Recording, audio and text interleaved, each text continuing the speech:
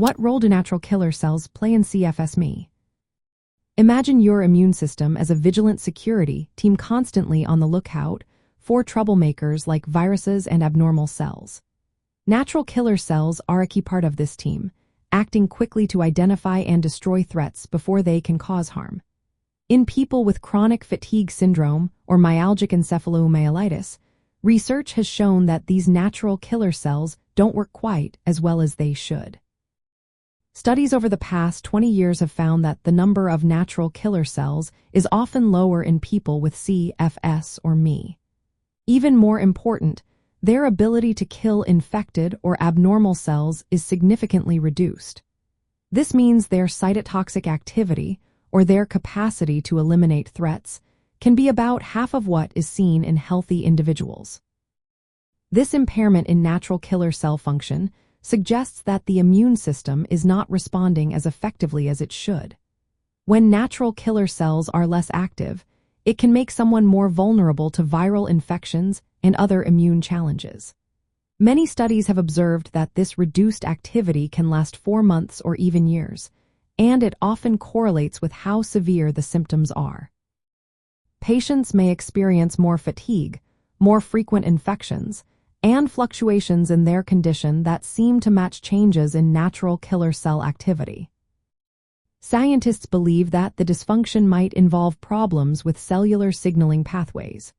For example, some research points to abnormalities in ion channels and receptor functions that are crucial for natural killer cell activation, and the process called degranulation, where the cells releases toxic substances to kill their targets.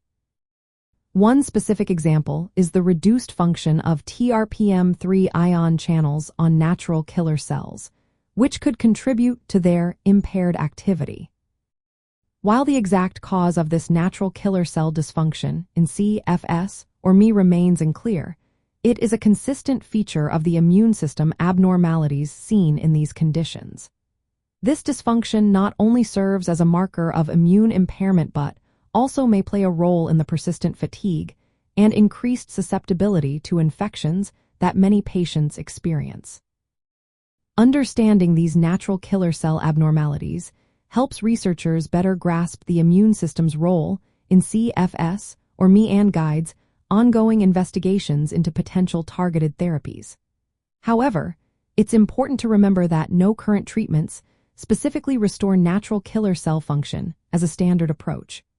Patients should always consult healthcare professionals for personalized advice and management. In summary, natural killer cells in CFS or ME show a pattern of reduced numbers and impaired ability to fight infections. This immune dysfunction is a significant part of what makes the illness challenging and helps explain some of the persistent symptoms.